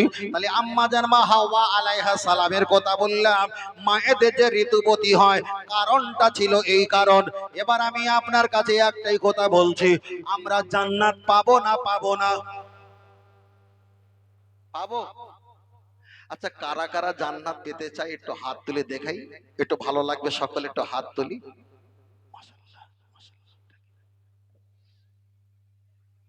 যদি বলেন হুজুর আমি বুঝতে পারিনি ওই জন্য হাত তুলিনি, এটা ঠিক। আর যদি বলেন হুজুর আমি বুঝতে পেরেছি হাত তুলিনি, আপনি কোরআনের আয়াতটাকে একটু মহব্বত করলেন না। কোরআন বলেছে, যতই বড় গুনাহগার হও লা তাকনাতু মির রাহমাতিল্লাহ, আমার রহমত জান্নাতের আশা করো। তাহলে হাত তোলা হয় না মানে আশা করি নি, ক্ষতি আছে। চলেন, আর আমি খুব চেপে বলছি না, তার কারণ নৌকা কাছাকাছি এসছে তো, আর আমাদের 10 টাকা 3 টাকা করে লোবো, তাতে যদি একেবারে তাড়িয়ে দেয় সমস্যা হবে, আগিয়ে দেয়। ও আমার সোনা মানিকেরা, আমি আপনাকে বলছি, জান্নাত আমরা চাই না, এক বাক্যে আমরা বলবো জান্নাত চাই। তবে হিন্দু, খ্রিস্টান, জৈন, পারাসি, শিখ, ইসাই, গুজরাটি, মারাঠি, কুচবিহারি, বিহারি, বাঙালি, পৃথিবীতে 3.5 থেকে 4.5 লক্ষ হাজার ভিন্ন ধর্মের মানুষ থাকতে পারে। নাস্তিক বাদ দিয়ে পৃথিবীর সমস্ত ধর্মীয় মানুষেরা তারা চায় সৃষ্টিকর্তা যেন আমাকে স্বর্গ দেয়, আমরা বলি আল্লাহ যেন আমাদের জান্নাত দেয়। তাহলে জান্নাত আমাদের প্রত্যেকের আশা, প্রত্যেকের আশা। এবার অনেক আলেম ওয়াজ করবে আর নসিহত করবে, আমাদেরকে বারবার করে ঠেট দেয় আর বলে, জান্নাত কি তোমার বাপের বাড়ির সম্পত্তি? জান্নাত কি তোমার মামার বাড়ির হাতের পিঠা? জান্নাত কি তোমার বাপের হাতের সম্পদ? এমন করে আমাদের ঠেট দেয় না? ও মূর্খ হুজুরের বক্তব্যটা শুনিয়ে দিই। তাহলে কেউ যখন বলে জান্নাত কি তোমার বাপের বাড়ি পিঠা, এমন করে বলে, ও মূর্খ, বোঝে না, জানে না, তাই এই কথাটা বলে। ফের আমি বুক চাপড়ে বলছি, জান্নাত তো আমার বাপ মায়ের সম্পত্তি। বলো সুবহানাল্লাহ। আরেকটু জোরে হবে না? আরেকটু জোরে হবে না? আল্লাহর কোরআন জানিয়ে দিয়েছেন, ইউসিকুমুল্লাহু ফি আওলাদিকুম লিযাকারি মিসলু হাযিল উনসাইন। আল্লাহর কোরআনে তাফসীরের ব্যাখ্যাটা অনেক লম্বা, কোরআন বিবরণ দিয়েছে, তোমার বাপ মা যদি মারা যায় আর ছেলে আর মেয়ে সন্তানই যদি থাকে, বাপ মায়ের ঘর বাড়ি ইমারত, টাকা পয়সা, জমি জমা, ঘর বাড়ি সম্পত্তির মালিকানা কে হবে? সেটা ছেলে আর মেয়ে, কেউ কম পাক আর বেশি পাক, কিন্তু মালিকানা হবে ছেলে আর মেয়ে। তাহলে বাপ মা মারা গেলে সময় সম্পত্তির মালিকানা যদি ছেলে আর মেয়ে যদি হয়, এবার আপনি বলবেন আমাদের আদি পিতা বাপের নাম কি? নবী আদম, মা হাওয়া আলাইহাস সালাম, তাহলে আমাদের আব্বা মা যদি মারা যায়, তাদের সময় সম্পত্তি ভিটে বাড়ি যদি আমরা ছেলে মেয়ে যদি আমাদের জন্য হক হয়, আল্লাহ তো আমাদের বাপ আর মাকে আল্লাহ দয়া জান্নাত দিয়েছিল। কি কারণে জান্নাত থেকে বার হয়েছে আল্লাহ ভালো জানে, আর তারাই ভালো জানে। কিন্তু হাদিস কোরআন বিবরণ দিয়েছে আল্লাহ তো আমার বাপ মাকে জান্নাত দিয়েছিল না, দেয়নি। তাহলে দুনিয়াতে যদি বাপ মায়ের সম্পত্তি ছেলে মেয়ে যদি ভোগ দখল করার অধিকার খোদ আল্লাহ যদি দিয়ে থাকে, তাহলে বাপ মায়ের সম্পত্তি আল্লাহ তো জান্নাত আমার বাপ মাকে দিয়েছিল। তাহলে বাপ মা যেখানে যায় যাক, এখন জান্নাতের হকদার তো আমরা ছেলে আর মেয়ে, ঠিক না বে ঠিক? তাই আমি আপনাকে বলেছি জান্নাত আমরা পাবো, তবে কুফরি করবে না, শিরিক করবে না, ঈমান হারা হবে না। গুনাহ আজ কম হতে পারে, আগামী দিন বেশি হতে পারে। সুম্মাস্তাগফারনি গফারতু লাকা ওয়ালা উমালি, আল্লাহর কাছে ক্ষমা চাইলে আল্লাহ ক্ষমা করে দেবে। তবে আল্লাহর কোরআন জানিয়ে দিয়েছে একদিন না একদিন আমার রহমতে তোমরা আশা করো, একদিন না একদিন আমি আল্লাহ তোমাদের জান্নাত ফিরিয়ে দেব। জোরে বলেন, আরেকটু জোরে হবে না? আরেকটু জোরে বলেন নারে তাকবীর। আহলে সুন্নাত আল জামাত সিলসিলা হক ফুরফুরা শরীফ, নারে তাকবীর। এই পিছনে কি ফ্রি ফায়ার খেলছি নাকি? হ্যাঁ ছেলেরা, আল্লাহু আকবার, আল্লাহ। আর ওরা ওয়াজ শুনবে কি? এই ওয়াজ তো ওদের জন্য না, নাকি ভাই? এই ওয়াজ ওদের জন্য না, ওদের যাবে কি? ও সে আলাদা ওয়াজ আছে। কটা 250 টাকা দিলে 13 টাকা হয়, কাঞ্চুল গায়ে বলে হ্যাঁ হুজুর ঠিক বলেছে। যাই হোক, ফের বলছি এমন কিছু কথা আলোচনা করো, এমন কিছু শোনো, এমন কিছু মানো, এমন কিছু কথাটা মহব্বত করো যা দুনিয়াতে উপকার হয়, পরকালে। আমি প্রথম থেকে এই পর্যন্ত এক চুল পরিমাণ কোন অসামাজিকতা বলেছি? বলিনি। তবে একটা ইচ্ছা করে একটা বলেছিলাম, ওদের ঠের দেওয়ার জন্য একটা ভাষা প্রয়োগ করেছি। যেহেতু যারা শোনে শোনে না, জেনেও জানে না, দেখেও দেখে না, তাদেরকে বলা হয় চতুষ্পদ জন্তুর কথাটা। কুত্তা কুত্তা কুত্তা, তার থেকে আরো নিকৃষ্ট। ব্যাখ্যাটা ওদিকে থাক। আল্লাহ আল্লাহ। ও আমার বাপজিরা, চলে না গিয়ে যাবা যায়। আমি আপনাকে বলছিলাম জান্নাত পাওয়ার কথা বলছিলাম। এবার আর একটা হিসাব আমাকে দিয়ে যাবেন বাবাজি। আমাদের আদি পিতা বাপের নাম কি? নবী আদম, মা হাওয়া আলাইহিস সালাম। আমরা সারাটা জীবন শুনেছি আমাদের বাপ হলো নবী আদম, মা হাওয়া। সারাটা জীবন শুনেছি। আজকে আমি আপনার কাছে একেবারে 3:23:24 মানে 3:30 1 মিনিট সময় নিলাম। নবী আদম, মা হাওয়া আলাইহিস সালাম, 1 মিনিটের জন্য আমি হিসাব দিলাম। আমাদের বাপ মা নয়? বাপ মা নয়? আমাদের বাপ মা নয়? তাহলে হলো কে? চলেন আমি আপনার কাছে ব্যাখ্যা দেই। তাফসীরের ব্যাখ্যা এসেছে নবী আদম, মা হাওয়া আলাইহিস সালামের দুইজনার মিলনের কারণে আল্লাহ সন্তান দিয়েছিলেন 230, কেউ বলেছেন 240। তাহলে দু রকম ব্যাখ্যা এসেছে। আমি 230 না 40টা ধরে নিলাম। 240 জন আল্লাহ নবী আদম আলাইহিস সালামের সন্তান দিয়েছে। আগের বারের ছেলে, পরের বারের মেয়ে, পরের বারের মেয়ে, আগের বারের ছেলে। ওরা বিবাহ শাদী করে, কোরআন তার বিবরণ দিয়েছে। ওরা ভাই বোনে বিবাহ করলো, আল্লাহ ওটা আমাদের জন্য রহিত মানে বন্ধ করে দিয়েছে। তাহলে আল্লাহ দান করেছে 240 কিংবা 230টা সন্তান দান করেছে। ওরা প্রত্যেকে ভাই বোনে বিবাহ করেছিল। আপনি বলেন তখন কি আমরা ছিলাম? কেন সংখ্যা দিয়ে দিয়েছে 230 কিংবা 40, তাহলে আমরা তো কেউ ছিলাম না। 1 মিনিটের জন্য নবী আদম আমাদের বাপ মা না প্রমাণ করছে। আল্লাহ 230 কিংবা 40 জন ছেলের মেয়েরা ওরা বিবাহ শাদী করলেন, সংসার জীবন করা শুরু করলেন। আল্লাহ আর একটা ছেলে দিয়েছেন। ওই ছেলেটা হলো নবী শীস আলাইহিস সালাম। ইনি শুধু ছেলে নয়, ইনি হলো একজন আল্লাহ নবী বানিয়েছে। তার নাম হলো নবী শীস আলাইহিস সালাম। এটা ছিল নবী আদম আলাইহিস সালামের ছেলে। প্রত্যেকের মেয়ে দেখা যায় মেয়ে ভাগে হয়েছে, বিবাহ শাদী করে ওরা আনন্দ ফুর্তি করে। কিন্তু নবী শীস আলাইহিস সালামের ভাগে কোনো মেয়ে পড়েনি। খুব চ্যাম্পিয়ন ব্যাখ্যা। ভাগে কোনো মেয়ে পড়েনি, তার কারণ আল্লাহ ভালো জানে। এক সময় নবী আদম মা হাওয়া বলেছিলেন, ও আমার শত শত ছেলেরা মেয়েরা হাজির হও। প্রত্যেকে হাজির হয়েছে। অলজিবালা, তোমরা পাহাড়ে চলে যাও। আল্লাহর কাছে হাত তুলে দোয়া চাও। আল্লাহর কাছে কি চাইবো?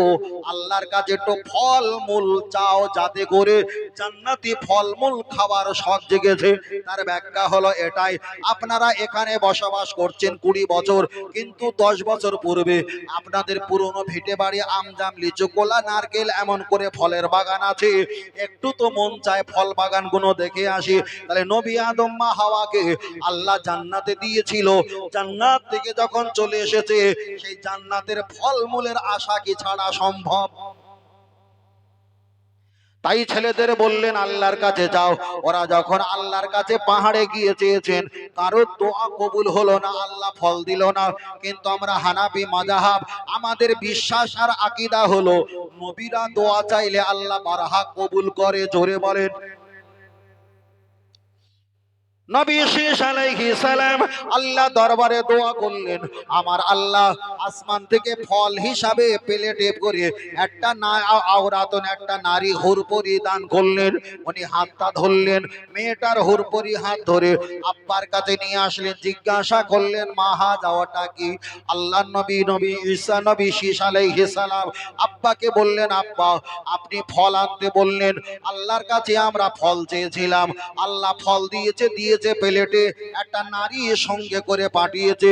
তাফসীর কারকেরা ব্যাখ্যা করে বলেছে, প্রত্যেকের ভাগে মেয়ে হয়েছে, বিবাহ করেছে, কিন্তু আমার ছেলে নবী শীষ এর ভাগে আল্লাহ কোনো মেয়ে দেয়নি।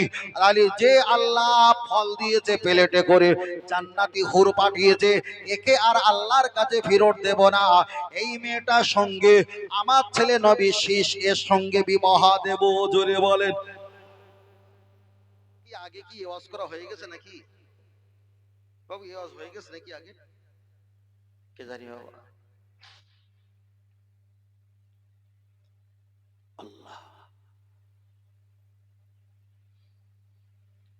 ও বাপজিরা চলে না খেয়ে যাওয়া যায়। তাহলে নবী শীষ আলাইহিস সালামের সঙ্গে জান্নাতি হুর গেলেমানের সঙ্গে বিবাহ হয়ে গেছে। আগের কথা খেয়াল আছে? আমাদের আদি পিতা বাপ মা হলো নবী আদম মা হাওয়া। 1 মিনিটের জন্য বলেছিলাম না না না, 1 মিনিটের জন্য বলেছিলাম, ব্যাখ্যাটা এবার নাও। তাহলে নবী শীষ আলাইহিস সালাম জান্নাতি হুরের সঙ্গে বিবাহ হয়েছে, স্বামী স্ত্রী মিলন করেছে, যতটা বাচ্চা কচি কাঁচা সন্তান হয়েছে দাদু ভাই সব আমরা। আর নবী আদম মা হাওয়া দুইজনা মিলন ঘটিয়েছে, সন্তান হয়েছিল 230 থেকে 40। আর নয় নবী শীষ উনি বিবাহ করে যতটা সন্তান হয়েছে সব কটা সন্তান আমি আর আপনি। এবার বলেন, নবী আদম মা হাওয়া ওটা বাপ মা না দাদা দাদি?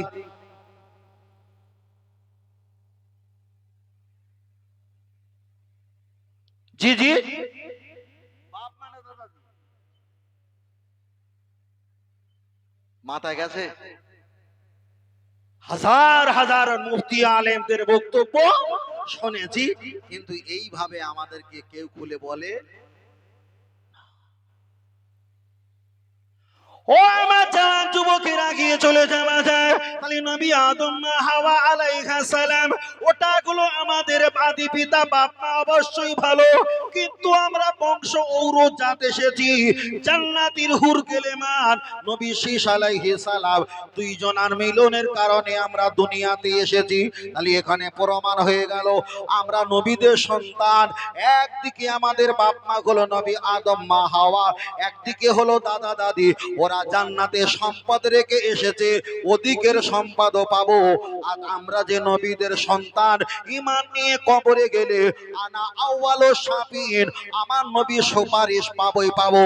তার কারণ হাওড়া হুগলি মেদিনীপুর দিনাজপুর পুরুলিয়া বাঁকুড়া দিনাজপুর আহমেদাবাদ নাগপুর কানপুর শিলচর গুয়াহাটি আসাম ত্রিপুরা তেজপুর বিভিন্ন রাজ্যে দেশে আমি অদম গুনাহগার বুক ঠুকে বলি আল্লাহর ইবাদত, নবীর মোহাম্মত, কোরআন তেলাওয়াত, মা বাপের খেদমত, মাজার জিয়ারাত, একটাই দল কোরআন হাদিস অনুকূলে জান্নাত। ওই দলটার নাম হলো আহলে সুন্নাত আল জামাআত। আর একটু জোরে হবে না? এবার আগের কথা খেয়াল আছে, ইস্তেকামাত বলেছিলাম না, গোড়াই গোড়াই। তাহলে একটা জলসা করছে, সাপোজ ধরে নেন আসামে জলসা করছি, এখন মানুষজন আছে কত, 40 থেকে 45,000 মানুষ। সব তো আমাদের পক্ষে তো না, আমাদের পক্ষে 2%, ওদের পক্ষে 8%। আমি যখন ওদের এগেনস্টে এত বছর বক্তব্য শুনেছি এক, আর আমি ওদের এই বক্তব্যগুলো 40-60 বছরের বক্তব্যকে ডিলিট করে দিয়ে নতুন বক্তব্য তার যখন জোড়বো, তখন এটা ঠেলাঠেলি হবে না? হবে না? হবে না? হবে না? তাহলে কতটা টেন্ডার নিয়ে, দায়িত্ব নিয়ে ওদের তার কেটে দিয়ে আমাদের তার জুড়তে হয়। কথা বুঝতে পেরেছেন ভাই? শুধু মুখে ফক ফক করলে হবে না, আর ডিগ্রি রাখলে হবে না। তবে একটাই কথা বলেছি, আগে বলেছিলাম, দাদাপি রহমাতুল্লাহ আলাইহির নাম ভাঙিয়ে হাজার লোক খায়, কিন্তু হকিকতে আসল আলেম খুঁজে পাবা সংখ্যায় খুব কম দেখা যায়, কম দেখা যায়। চাইলে আমি এখানে বসে বসে কয়েক দর্জন আলেমের নাম বলতে পারি। বলিনি কেন? আপনি হয়তো তার ভক্ত, উনি হয়তো তার ভক্ত, কাঁকড়া মারা তেল একটু কাটায় দেবে, চিটচিট করে জ্বালা করবে, শত্রু হয়ে বাড়ি যাবো। দরকার নেই ভাই, থাকলো ঝোলা চললো, অনেক রাম রাম করে ঘুরছে বলতে পারি। চলে, তাহলে আরেকবার তাকবীর, নারে তাকবীর। আর একটু জোরে বলেন নারে তাকবীর। এই পিছনে পিছনে যারা আছেন, পিছনে যারা আছেন তাকবীর দেন, নারে তাকবীর। এই সোজা হয় ওঠো। ফ্রি ফায়ার খেলে 10% মোবাইলে চার্জ আসার, এখানে যে হোটোহটি করছো না, এটা তাকবীর দাও, নারে তাকবীর। সিলসিলা হক ফুরফুরা শরীফ, মদিনা মক্কা শরীফ, আল কোরআনের আলো, আল হাদিসের আলো, নারে তাকবীর। আল্লাহ কবুল করেন, বলেন আমিন। আর একটু জোরে হবে না? আর একটু জোরে হবে না? প্রথম থেকে এই পর্যন্ত প্রায় 1.5 ঘন্টা আমরা শুধু কটা হাদিস কোরআন ব্যাখ্যা করতে করতে এত দূর এসেছি। শুধু বোঝাতে চেয়েছিলাম জান্নাতের মালিক হতে পারে আল্লাহ, কিন্তু জান্নাত বন্টনকারী আমার আপনার নবী রাসূলুল্লাহ, বলুন সুবহানাল্লাহ। এটাই শেষ কথা। পৃথিবীর কেউ আল্লাহকে দেখেনি, আমার নবী এসে বলছেন আল্লাহ ফাকরাফি, আল্লাহ শপথ আমি আল্লাহকে দেখেছি, জান্নাতকে দেখেছি, জাহান্নামকে দেখেছি। ওহির কথা বলবো, ওহির কথা। আজকে একটু মারেফাত সম্পর্কে বলতাম, যদি পীর সাহেব হুজুর আছে বলে, তো তাসাউফ মারেফাত সম্পর্কে বক্তব্যটা করিনি, বুঝলেন? পীর সাহেব হুজুর আছে, বিয়াদবি হবে, ওই জন্য করিনি। তবে এতটুকু বলছে, আমার নবী জিব্রাইলকে বলছেন, জিব্রাইল আমার আল্লাহ ওহি কোথায় থেকে নিয়ে আসে? ওহি ওহি ওহি জিজ্ঞেস করো। আল্লাহ কি বলছেন, আল্লাহ আপনি ওহি কোথায় থেকে নিয়ে আসো? আল্লাহ বললেন ইয়া আইয়ুহাল মুজাম্মিল, ইয়া আইয়ুহাল মুদ্দাসসির, ওই কালো চাদরটা খুলে ওকে জিজ্ঞেস করো। জিব্রাইল গিয়ে খুলে জিজ্ঞেস করেছে হাজা মুহাম্মাদুর রাসূলুল্লাহ। সুবহানাল্লাহ। নবী পাঠিয়েছে আল্লাহর কাছে, আর আল্লাহ পাঠিয়েছে নবীর কাছে। আর জিব্রাইলে তো বিপদে পড়েছে, যদি বলে কই জিজ্ঞেস করস কি কি হবে? এখানে কিছু করার নেই, এমন কিছু তথ্য আছে, কিছু করার নেই। ও আমার বাপজিরা, চলে না গিয়ে যাওয়া যায়। আমি আপনার কাছে বেশ সম্পর্কে, নবী সম্পর্কে বেশ কিছুটা আমি আপনার কাছে লম্বা করেছিলাম। তবে আপনার কাছে আর একটা বার বলছি, আমরা আহলে সুন্নাত ওয়াল জামাত, হানাফি মাযহাব, ফুরফুরা বিদানাবি রাহমাতুল্লাহ আলাইহির এই পথের মানুষ, মতপথের মানুষ, আমরা তার উপরে ইস্তেকামাত টিকে আছি। আমাদের কাছাকাছি আছে আমির হাসান মাস্তান নসরুদ্দিন রহমাতুল্লাহ আলাইহি, আল্লাহ তাকে বড় একটা কুতুব আবদাল বানিয়েছেন।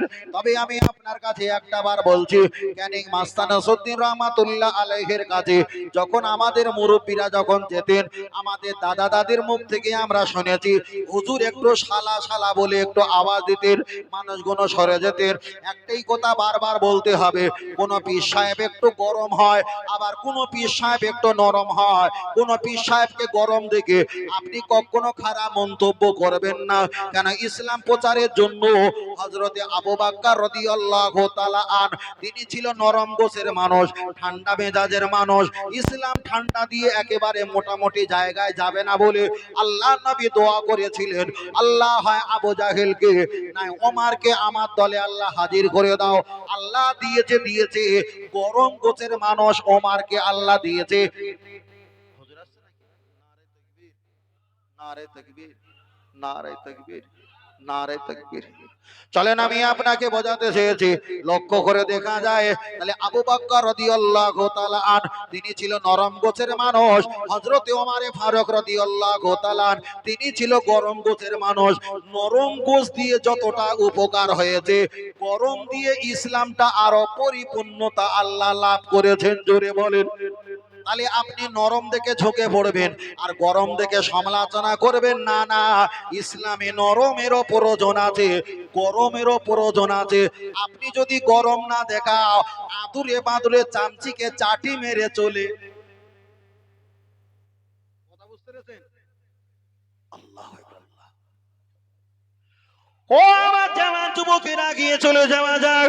ফের আমি আপনাকে একটা কথা বলছি, আপনি কবরে চলে যাবেন, কবরে যাবেন সেখানে আমার নবী, হাসরে যাবেন সেখানে আমার নবী, মিজানে যাবেন সেখানে আমার নবী। আমি আপনাকে বলছি, আপনি যদি নবী পাও, নবী পেতে গেলে পীর মাশায়েখ ধরতে হয়। পীর মাশায়েখ ধরলে আমার নবী আমার আল্লাহকে পাওয়া সম্ভব হয়। পৃথিবীতে যত বড় বড় হাক্কানি আলেম ছিল, যারা হাদিস গুণ বর্ণনা করেছেন, হাদিস গুণ সংকলন করেছেন, প্রত্যেকের পীর মাশায়েখ ছিল। যার পীর নেই তার পীর হলো শয়তান। আপনি ইবাদত করবেন, ইবাদতটা ক্ষতি হয়ে যেতে পারে, আপনার ঈমান আমলটা ধ্বংস হয়ে যেতে পারে। ও বাপজিরা, চলেন একটা হাদিস শরীফ পড়া যাক। আল্লাহর নবী হাদিস শরীফে বললেন, আশ-শাইখু ফি কওমিহি কান-নাবিয়্যু ফি উম্মতি আও কামা ক্বালা আলাইহিস সালাম।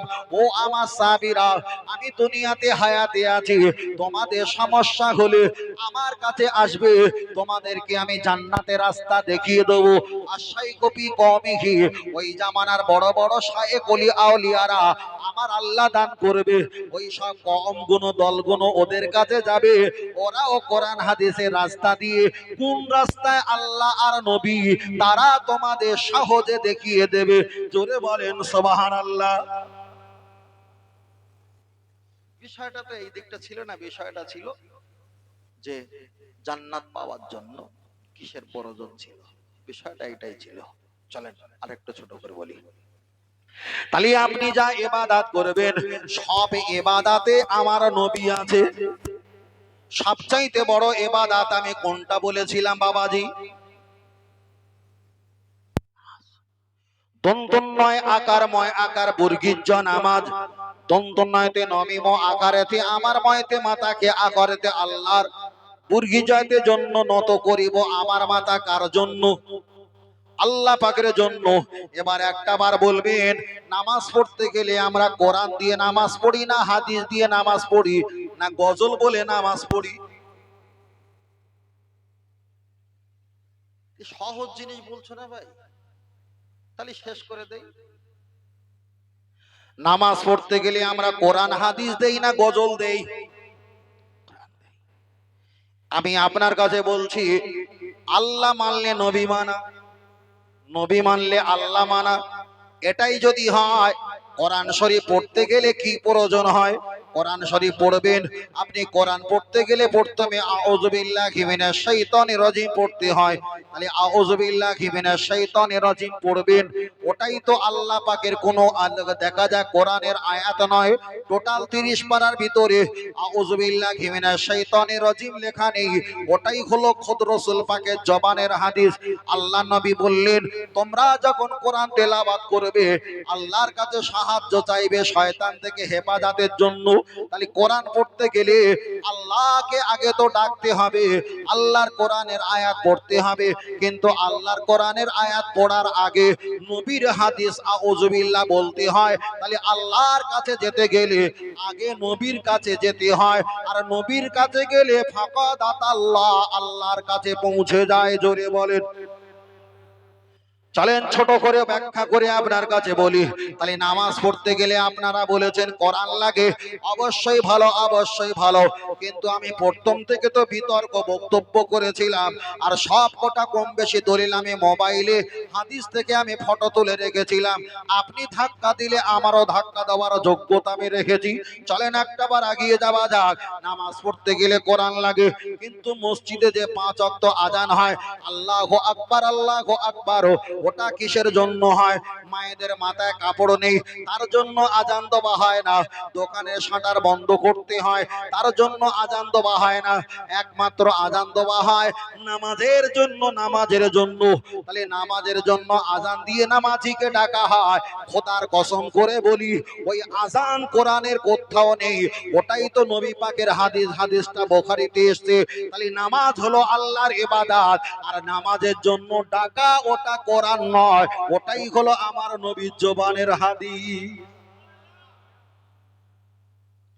চলেন দ্বিতীয়বার বলি, আপনি যখন নিয়াত করে মসজিদে উঠবেন, প্রথম ডান পা আল্লাহুম্মা আফতালি আবওয়াবা রাহমাতিক, ওটা হলো হাদিস। আপনি যখন মসজিদে চলে যাবেন, আপনি দাঁড়িয়ে দাঁড়িয়ে যখন নিয়াত করবেন, কোরআন শরীফে নিয়াতের কথা বলা নেই, হাদিসটা বুখারীর প্রথমেই এসেছে, ইন্নামাল আমালু বিন্নিয়াত। ওই নিয়াত করাটা এটা আমার আল্লাহর কোরআন নয়, এটা নবী পাকের হাদিস। ইলা শাহামাতি উদুনাইহি, আপনি দোনো আইদিয়াকুম, দুটো হাত কানের লতি কিংবা কাছাকাছি রাখবেন, এটা কোরআন নয়, এটা হলো নবী পাকের হাদিস। আপনি যখন নাভির নিচে হাত বাঁধবেন, এটা কোরআন নয়, এটা নবী পাকের হাদিস।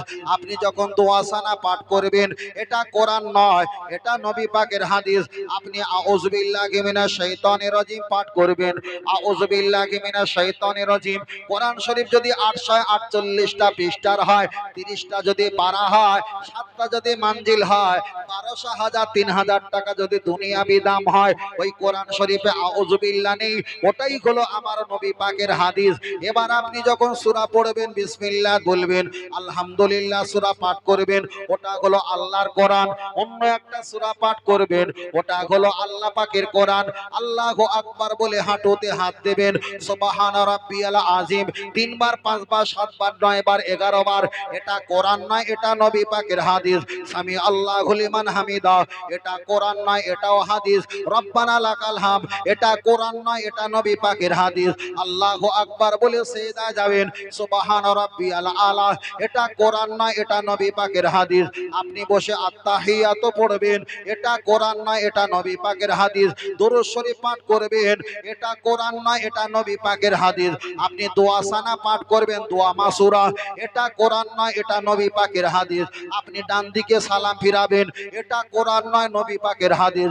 নবী বললেন, আসসালামু ক্বাবলাল কালাম, দুনিয়ার কথা বলার আগে তোমরা আগে সালাম দাও, ওটা হলো আল্লাহর নবীর হাদিস। আপনি আল্লাহুম্মা আমিন বলবেন, এটা কোরআন নয়, এটা নবী পাকের হাদিস। আপনি মোনাজাতের শেষে বিরহমাতিকা কিংবা আলহামদুলিল্লাহ পুরোপুরি কলেমা পড়বেন। কোরআন শরীফে পুরোপুরি কলেমা নেই, পুরোপুরি কলেমা হলো আমার নবী পাকের হাদিস। তাই নামাজটা বড় ইবাদত হতে পারে।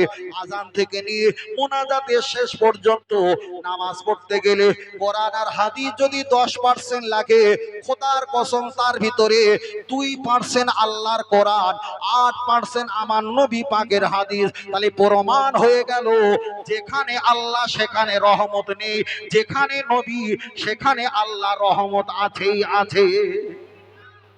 আর একটু জোরে হবে না? তাহলে এখানে প্রমাণ হলো নামাজ পড়তে হয় কি দিয়ে?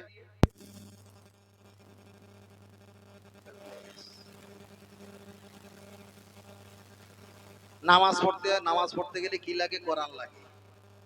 কি শোনা শুনিয়েছে কোরআন লাগে, মনে করছে এখানে অন্য কারোর নাম দিলে আল্লাহ রেখে যাবে। আল্লাহ যে তো জুতোর বাড়ি মারতেছে, তুই সেটা খেয়াল করলি নি? আপনি নবীকে গোপন রেখেছেন। চলেন কোরআন থেকে আয়াত পড়া যাক। আল্লাহর কোরআন বলেছে, যারা নবীকে গোপন করে তারা হলো মুনাফিক, মুনাফিক, মুনাফিক। কোরআন জানিয়ে দিয়েছে। হাদিসটা দেখা যায় হানাফি মাযহাবের মাসলা হলো, যারা যারা যারা শুধু খেয়ে মারা যায় ওদের জানাজা পড়া যায়, যারা দেখা যায় সুসাইড করে মারা যায় ওদের জানাজা পড়া যায়, যারা গলায় দড়ি দিয়ে মারা যায় হানাফির ফতোয়া হলো ওদের জানাজা পড়া যায়, যারা ব্যভিচার করতে গিয়ে মারা গেছে ওদের জানাজা পড়া যায়। কিন্তু কোরআন জানিয়েছে মুনাফিক যদি মারা যায় তারা জানাজা পড়া চলেন কোরআনের আয়াত পড়ি। হাফেজ সাহেব থাকলে কোরআনের আয়াতটা ঠিক হচ্ছে না ভুল হচ্ছে একটু ধরিয়ে দেবে, তবে চলে যাবার পর যেন সমালোচনা করে ফিতনা জড়াবে না। আল্লাহর কোরআন জানিয়ে দিয়েছেন, ওয়ালা তুসাল্লি আলা আহাদিম মিনহুম মাতা আবাদা। যারা মুনাফিক, ওই হারামখোর মুনাফিক মারা গেলে তারা জানাজা পড়া চলবে না, ওটা হারাম। আল্লাহর কোরআন পরে জানিয়ে দিয়েছে, ওয়ালা তাকুম আলা কবরিহি। মুনাফিক মারা গেলে তার কবরের কাছে যাওয়া চলবে না, ওটা হারাম। আল্লাহর কোরআন পরে বললেন, ইস্তাগফির লাহুম আও লা তাস্তাগফির লাহুম। মুনাফিক মারা গেলে তার জন্য দোয়া দরুদ করা চলবে না, এটা হারাম।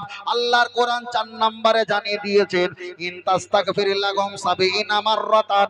মুনাফিক যদি মারা যায়, ওর জন্য যদি 70 বার হাত তুলে দোয়া করো, আল্লাহ দোয়া কবুল করবে না। দোয়া করাটা হারাম হারাম হারাম। তাহলে সুদখোর মারা গেলে, ব্যভিচার মারা গেলে, মদ খেয়ে মারা গেলে, সুসাইড হত্যা করে মারা গেলে এদের জানাজা পড়া যায়, কিন্তু মুনাফিকের জানাজা দাফন কাফন কবরের কাছে যাওয়া, তার জন্য দোয়া দরুদ করা, তার জন্য হাত তুলে দোয়া চাওয়া খুদ আল্লাহ হারাম করে দিয়েছে। তার কারণ কাফেররা ইসলামকে ক্ষতি করে না, মুনাফিকরাই ইসলামকে ক্ষতি করে। ঠিক না বে ঠিক? আমার দোকানে সব রকম মাল রয়েছে, মাল দেয়নি বলে তাই প্যাকেট ভাঙলি টিকতে পারবে? বুঝলেন না? তবে একটাও দলিলের বাইরে নাই, সব কোটা কোরআন আর হাদিস থেকে বলবো। তো যে হুজুর ফতোয়া দিয়েছে সেই হুজুরের কাছে শোনাবি, যদি বলে না ভুল বলেছে কলটা ফোনটা ধরিয়ে দিবি। বুঝেন না? ফের বলছি, আমরা যে মতে আছি, যে পথে আছি, যে মাসলাকে দাদা পীর রহমাতুল্লাহ আলাইহির জায়গা টিকে আছি, আমি ভালো না আমাকে বাদ দাও, তিনি ভালো না তানাকে বাদ দাও, কিন্তু আমাদের দলটা কোরআন হাদিসের অনুকূলে জান্নাতি দল। জোরে বলেন, আর একটু জোরে হবে না? আর একটু জোরে হবে না? একটু পিছন দিকে তাকবীর দেন, নারে তাকবীর। নারে তাকবীর। এসা তাকবীরের জন্য বালিশ নিয়ে আসে, বুঝলেন না? বালিশ নিয়ে আসে। আর একবার জোরে তাকবীর হবে তো ভাই? বড় ভাই ইনশাআল্লাহ হবে তো? ইনশাআল্লাহ হবে। নারে তাকবীর। সিলসিলা হক ফুরফুরা শরীফ, সিলসিলা হক ফুরফুরা শরীফ, আওলাদে মুজাদ্দিদ জামান, আওলাদে মুজাদ্দিদ জামান, দাদা পীরের মুরিদ মুতাকিগণ, নারে তাকবীর। মোটামুটি ঠিক আছে, মোটামুটি ঠিক আছে। একটু কষ্ট হবে, সেই 80 বছর আগে দাদা মরে গেছে, 2002 সালের খোঁজ দেরি হবে না। আমাদের 2002 সালের লিস্ট না, 71-এর লিস্ট না, আমাদের লিস্ট হলো আহলে সুন্নাত আল জামাতের যে লিস্ট, এটা হলো 1500 বছর আগেকার লিস্ট। এটা জোরে বলে। আরে এই লিস্টে দাম আছে, নাম আছে ফুরফুরা দাদা পীর রহমাতুল্লাহ, তাতে আমরা নিচে আওলাদ হিসাবে আমরা যোগ হয়ে আল্লাহর দরে পৌঁছে যাব। বুঝতে পারছেন নাকি?